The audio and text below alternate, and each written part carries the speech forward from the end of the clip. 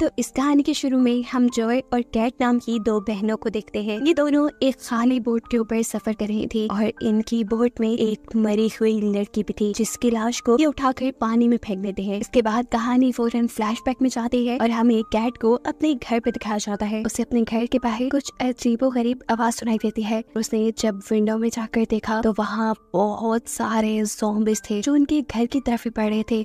न जाने कैसे, लेकिन इस शहर के सारे इंसान ज़ॉम्बीज़ बन चुके थे और इसी चीज की खबर देने के लिए वो जल्दी से अपनी बहन जॉय के पास जाती है, जो इस टाइम अपने बॉयफ्रेंड के साथ थी। वो जॉय को बाहर ज़ॉम्बीज़ के होने के बारे में बताती है, जो भी ये बात सुनकर परेशान हो चुकी थी। इससे पहले कि ये लोग कुछ कर पाते, ये देखते हैं कि पीछे से जॉय के बॉयफ्रेंड ने इनके ऊपर हमला कर दिया, क्योंकि वो भी अब एक ज़ॉम्बी बन चुका था, जिससे बहुत ही मुश्किलों से ये लोग बचते बचाते इस घर से बाहर निकल आते हैं। और सीन यही से कट होकर हमें अमर और सनी नाम के दो लड़कों को दिखाया जाता है। वो भी ज़ॉम्बी से ही बचकर भाग रहे हैं। ये लोग इस शहर से निकलकर लंदन जाना चाहते थे, लेकिन जैसे ही ये स्टेशन में पहुंचते हैं तो इन्हें बुरी खबर ये मिलती है कि इनकी फ्लाइट तो मिस हो गई और यही एयरपोर्ट पर उनके ऊपर एक ज़ॉम्बी हमला कर देता है, जिससे बचने के लिए ये दोनों ही टॉयलेट में जाकर छुप जाते हैं। काफी देर टॉयलेट में बंद रहने के बाद इन्हें जब बाहर से कोई आवाज नहीं सुनाई दी तो इन्हें लगा कि शायद सारे ज़ॉम्बीज़ कहीं चले गए हैं। मौके का फायदा उठाते हुए ये लोग दरवाजा खोलते हैं और देखते हैं कि सारे ज़ॉम्बीज़ मिलकर एक इंसान को खा रहे थे। अमर मोबाइल से जैसे ही इन लोगों की पिक्चर क्लिक करता है तो पिक्चर के क्लिक होने वाले शोर की वजह से सारे के सारे ज़ॉम्बीज़ इनकी तरफ अट्रैक्ट हो जाते हैं, जिन्हें देखते हुए ये लोग जोर से चिल्लाते हैं और मुश्किलों से अपनी जान बचाकर यहाँ से भागते हैं। दूसरी तरफ कैट और जॉय ने भी शहर के ज़ॉम्बीज़ से बचने के लिए किसी आइलैंड पर जाने का फैसला कर लिया था। इस शहर से बाहर जाना था तो इसके लिए उन्हें बोट चाहिए थी।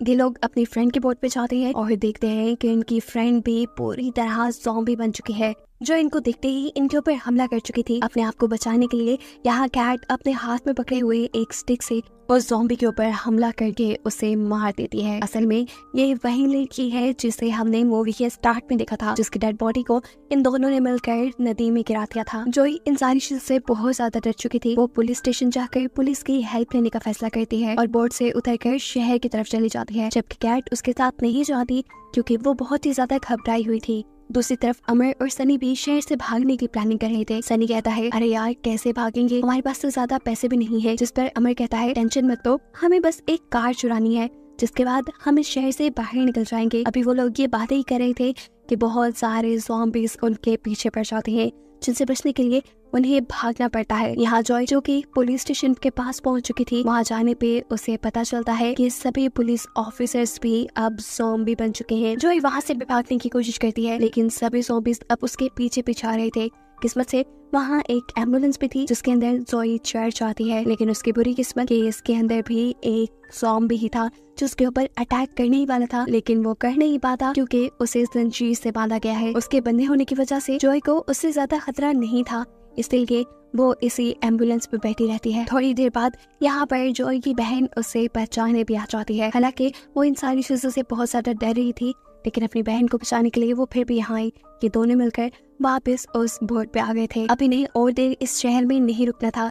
ये लोग बोट लेकर अपना सफर शुरू कर देते हैं। हमें पता चलता है कि अमर और सनी भी ज़ॉम्बी से बचने के लिए इसी बोट में छुपे हुए थे और यहाँ इन चारों की मुलाकात हो जाती है। बातें करते करते जल्द ही ये घुल मिल भी जाते हैं। थोड़ा आगे जाने पर इन्हें ब्रिज बंद मिलता है, जिसकी वजह से बोट वहाँ से गुजर नहीं सकती थी और ज़ॉम्बीज़ इनके पीछे थे। इसलिए अमर और सनी जल्दी से पानी में जंप करते हुए वो ब्रिज खोल देते हैं और ऐसे ये लोग आगे बढ़ जाते हैं। ये लोग कॉन्टिन्यूस यही प्लान कर रहे थे कि आखिर इन ज़ॉम्बीज़ से कैसे बचा जाए। जो ही फैसला करती है कि वो अपने भाई को कांटेक्ट करेगी, जो कि आर्मी में होता है, लेकिन कांटेक्ट वो कैसे करती, फोन तो उसका घर ही रह गया था। वो बिना कुछ सोचे समझे बोट से उतरकर घर की तरफ चल देती है ताकि वो अपना फोन ले सके। उसकी मदद के लिए उसके पीछे अमर भी आता है, जो अपने घर पहुंच जाती है। वहाँ से अपना कुछ सामान और फोन लेने के बाद ये लोग घर से बाहर निकल आते हैं, जहाँ कार के जरिए ये लोग अपनी बोट तक जाने का डिसाइड करते हैं। लेकिन इनकी बदकिस्मती कि इनके शोर की वजह से बहुत से ज़ॉम्बीज़ ने इन्हें इर्द गिर्द से घेर लिया था। अब तो इन्हें लग रहा था कि बस ये मर ही जाएंगे, लेकिन तभी अमर को एक आइडिया आता है। वो जॉय से कहता है कि तुम अपनी गाड़ी की डिक्की खोल दो, वहाँ से जब ज़ॉम्बीज़ अंदर आने की कोशिश करेंगे तो हम मौका पाते ही साइडों से निकल जाएंगे। होता भी ऐसे ही है, उनका प्लान काम बिगड़ जाता है। अमर और जॉय सेफली वहाँ से भागने में कामयाब हो जाते हैं। दूसरी तरफ हमें बोट का सीन दिखाया जाता है जहाँ पर कैट की एक दोस्त आई है, वो भी उनकी तरह इंसानी ही है, अभी ज़ॉम्बी नहीं बनी, इसलिए वो भी शहर से बाहर भागना चाहती थी, जिसके लिए ये लोग उसकी मदद कर देती है और वो इनकी बोट में बैठ जाती है।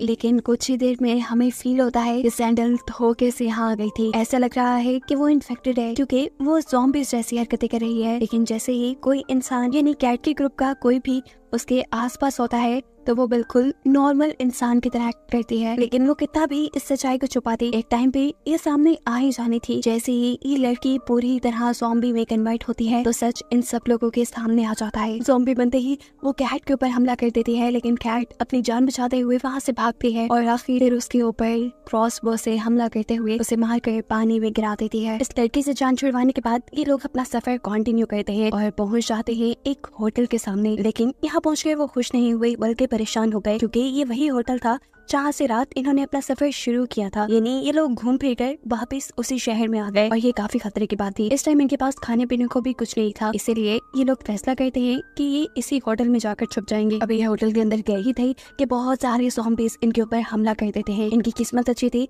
कि यहाँ पर कोई आदमी, कोई इंसान अपने रूम का दरवाजा खोलते हुए इन सबको अपने कमरे में कर लेता है। वो भी इंसान था और इन ज़ॉम्बीज़ से बच रहा था। दूसरी तरफ हम जॉय को देखते हैं जो इनके साथ होटल में नहीं आई थी, वो बाद में आई थी। वो होटल के एक रूम के अंदर अपने आप को लॉक कर लेती है, यहाँ पे शॉवर लेती है, एंजॉय करती है और तभी उसकी नजर विंडो से बाहर जाती है जहाँ बहुत सारे ज़ॉम्बीज़ उनकी बोट को खराब कर रहे थे। वो जल्दी से एंट्रेंस के पास जाकर इन सभी ज़ॉम्बीज़ को अपनी तरफ अट्रैक्ट करती है। ऐसे ज़ॉम्बीज़ उनकी बोट की जान छोड़ देते हैं। इसी होटल के दूसरे रूम में जहाँ पर अमर, सनी और कैट फंसे हुए थे, वो लोग भी यहाँ से निकलना चाहते थे लेकिन दरवाजा खोल के बाहर नहीं जा सकते थे। तब अमर को एक आइडिया आता है और वो यहाँ की रूफ तोड़कर दूसरे रूम में चला जाता है। वहाँ काफी खामोशी थी, इन्हें लगा कि यहाँ कोई ज़ॉम्बी नहीं होगा, इसलिए वो दरवाजे से बाहर निकल आते हैं। लेकिन उनकी बदकिस्मती कि यहाँ पे भी ज़ॉम्बी उन्हें देख चुके थे। बहुत ही मुश्किल से ये लोग एक एलिवेटर में चढ़ते हुए होटल की रूफ तक आ जाते हैं, लेकिन अब उनके पीछे पीछे सारे ज़ॉम्बीज़ भी यहीं आ गए थे और इतने सारे ज़ॉम्बीज़ को देखते हुए कैट इनसे कहती है हमारे पास यही ऑप्शन है कि होटल की रूफ से हम बाहर बोट के ऊपर जंप करें। बोट पे जो पहले से ही इनका वेट कर रही थी। यहीं पर अमर एक टनल को नोटिस करता है जो ठीक होटल की रूफ से होटल के ग्राउंड फ्लोर तक आ रही थी। ये लोग इस टनल के जरिए होटल से बाहर निकलने में कामयाब हो जाते हैं। ये लोग थोड़ा ही सफर तय करते हैं कि भूख से अब इनकी हालत बुरी हो जाती है। इनके पास खाने को कुछ भी नहीं था, इसलिए अमर और जॉय डिसाइड करते हैं कि वो लोग एक मॉल में जाकर अपनी जान खतरे में डालकर सबके लिए कुछ खाने को लाएंगे। इनके यहाँ से जाते ही कैट और सनी बोट को एक बड़ी सी चीज के साथ बांध देते हैं ताकि उनके यहाँ से आने तक बोट आगे ना जाए। ये काम उन्होंने बहुत ही खामोशी से किया क्योंकि अगर ये जरा सा भी शोर करते ज़ॉम्बीज़ इनकी तरफ अट्रैक्ट हो सकते थे। यहाँ जॉय और अमर भी जॉय की फ्रेंड की मॉल में पहुंच जाते हैं। वहाँ से ये लोग कुछ खाने पीने का सामान ले रहे थे, लेकिन तभी अमर को वॉशरूम जाना पड़ता है। जॉय की फ्रेंड उसे कहती है जरा ध्यान से, वहाँ मैंने ज़ॉम्बीज़ को बंद किया हुआ है। सनी और कैट जो कि बोट में बैठे हुए उनका इंतजार कर रहे थे, ये लोग देखते हैं कि आहिस्ता आहिस्ता नदी में पानी का लेवल भी कम हो रहा था। अगर ऐसा ही चलता रहा तो इनकी बोट यहाँ पे भी चलने के काबिल ना रहती। वो फैसला करती है अब वो खुद जाकर अमर और जॉय को वापस बुला कर लाएगी। इस काम के लिए वो सनी को भी इनवाइट करती है, लेकिन सनी साफ मना कर देता है क्योंकि उसे अंधेरे से फोबिया है, उसे अंधेरे से डर लगता है। ये सुनकर कैट सनी से कहती है अच्छा तो मेरा बोट में इंतजार करना, मैं जल्दी से अमर और जॉय को लेकर यहाँ वापस आ जाऊंगी। यहाँ हम देखते हैं कि अमर के ऊपर एक बहुत बड़े से ज़ॉम्बी ने हमला कर दिया था। उसे बचाने के लिए जॉय और जॉय के दोस्त दोनों ही सामने आते हैं, लेकिन ये ज़ॉम्बी अमर के साथ साथ जॉय को भी पकड़ लेता है और अब इन दोनों को बचाने के लिए जॉय के दोस्त अपने पास रखी हुई नाइफ से और ज़ॉम्बी के ऊपर हमला करके उसे मार देती है। ये सब पीछे खड़ी हुई कैट ने भी देख लिया था, जो जानती थी कि जोई जरूर इसी मॉल में आई होगी। अब इस हाथापाई की वजह से होने वाले शोर से बहुत सारे ज़ॉम्बीज़ यहाँ इकट्ठे हो चुके थे और उन्होंने इन चारों को ही इर्द गिर्द से घेर लिया था। इनके पास एक ही रास्ता था कि ये लोग मॉल के पिछले डोर से यहाँ से भाग जाए, लेकिन उसकी चाबी भी बेसमेंट में थी और बेसमेंट में तो जोई की दोस्त ने बहुत सारे और ज़ॉम्बीज़ को भी बंद किया हुआ था। ऐसा समझ लें कि आगे कुआं पीछे खाई। अब कैट यहाँ अपना दिमाग लड़ाती है और एक रेडियो लेकर अमर के साथ सारे ज़ॉम्बीज़ को अपनी तरफ अट्रैक्ट करने लग जाती है, जिससे फायदा यह होता है कि जॉय और उसकी दोस्त को बेसमेंट में जाने का मौका मिल जाता है, जहाँ चाबी लेकर ये लोग ऊपर वापस आ जाते हैं। ज़ॉम्बी से लड़ने के बाद अब ये लोग जैसे ही यहाँ से बाहर निकलने की कोशिश करते हैं तो इन्हें पता चलता है कि जॉय की फ्रेंड ने इन्हें धोखा दिया। वो अकेले ही इस चाबी के जरिए यहाँ से बाहर निकलकर इस मॉल को लॉक कर गई थी और ऐसा इसलिए था कि वो हमेशा से जॉय से जेलस थी। जॉय की जहानत और खूबसूरती की वजह से उसे जिंदगी में हर वो चीज मिली जो उसकी फ्रेंड अपनी जिंदगी में चाहती थी, और इन सारी चीजों का बदला आज वो जॉय से लेती है। इन्हें अब लग रहा था कि बस ये आज इनकी जिंदगी का आखिरी दिन है, क्योंकि ज़ॉम्बीज़ भी हर गुजरते सेकंड के साथ इनकी तरफ बढ़ रहे थे। लेकिन इनकी किस्मत अच्छी थी कि बाहर से कोई डोर खोल देता है। ये कोई और नहीं था बल्कि सनी था, जो अपने डर पे काबू पाते हुए यहाँ तक आया था इन्हें बचाने के लिए।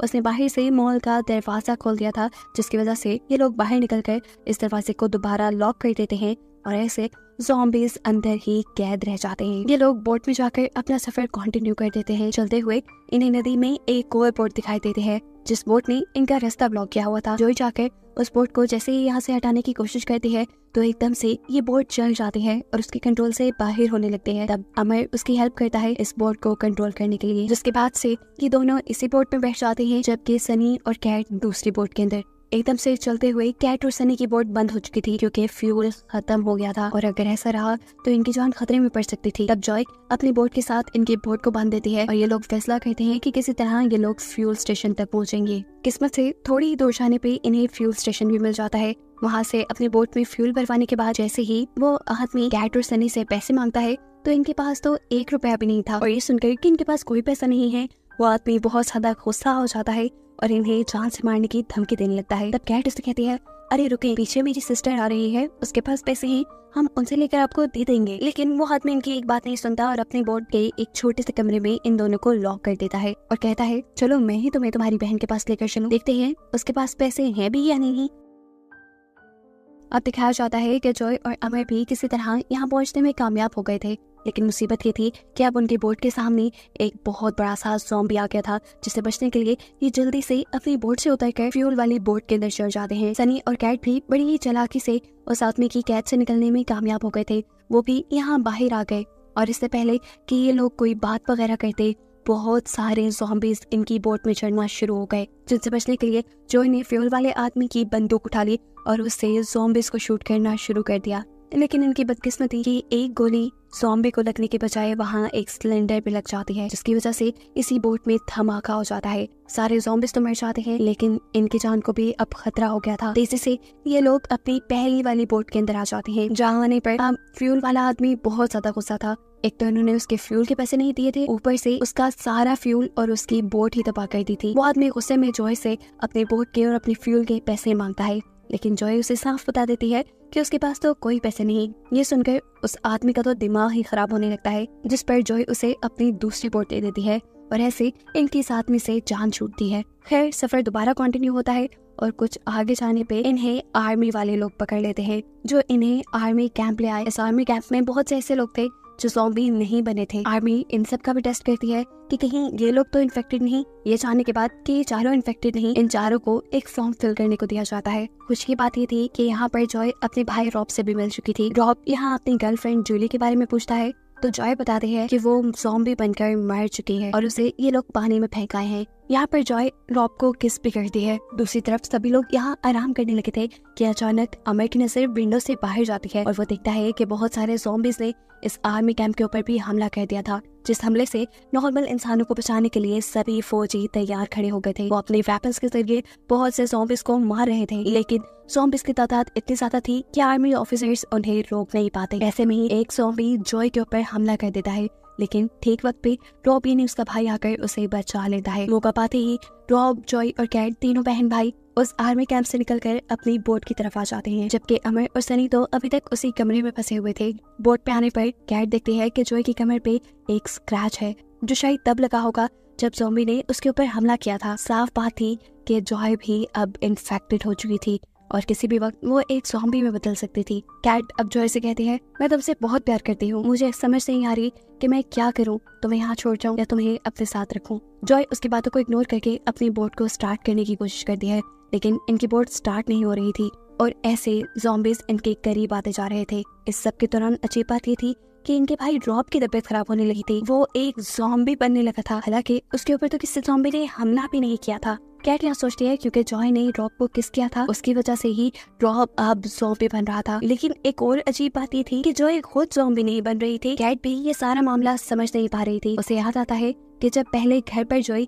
अपने बॉयफ्रेंड के साथ थी, तब उसने अपने बॉयफ्रेंड को किस किया था और फिर उसका बॉयफ्रेंड ज़ॉम्बी बन गया, लेकिन वो खुद नहीं बनी। साफ मतलब ये था कि स्क्रैच जो अभी कैट ने उसकी कमर पे देखा, वो शायद उसके जिस्म पे पहले से ही था। वो खुद ज़ॉम्बी इसलिए नहीं बनी क्योंकि उसका इम्यून सिस्टम अच्छा था, लेकिन वो जिसके साथ भी क्लोज होती थी वो उसे इन्फेक्टेड करके ज़ॉम्बी बना देती थी। जहाँ रॉब जो अब पूरी तरह ज़ॉम्बी बन चुका था वो इन दोनों के ऊपर हमला करता है, लेकिन सही वक्त पे यहाँ पर अमर और सनी आ जाते हैं, जो रॉब के साथ साथ यहाँ मौजूद सभी ज़ॉम्बीज पर हमला करने के बाद अपनी बोट में वापस आ जाते हैं। फिलहाल इन्होंने दोबारा इन ज़ॉम्बीज से अपनी जान बचा ली थी और ये लोग इस शहर से भी निकलने में कामयाब हो गए थे। जॉय को इन्होंने अभी तक अपने साथ रखा हुआ था क्योंकि वो खुद ज़ॉम्बी नहीं बनी थी, बेशक वो दूसरों को इन्फेक्टेड कर देती थी। ये लोग जानते थे कि इन्हें जॉय से कोई खतरा नहीं है और इन चारों को एक साथ दिखाते हुए ये कहानी यहाँ खत्म हो जाती है।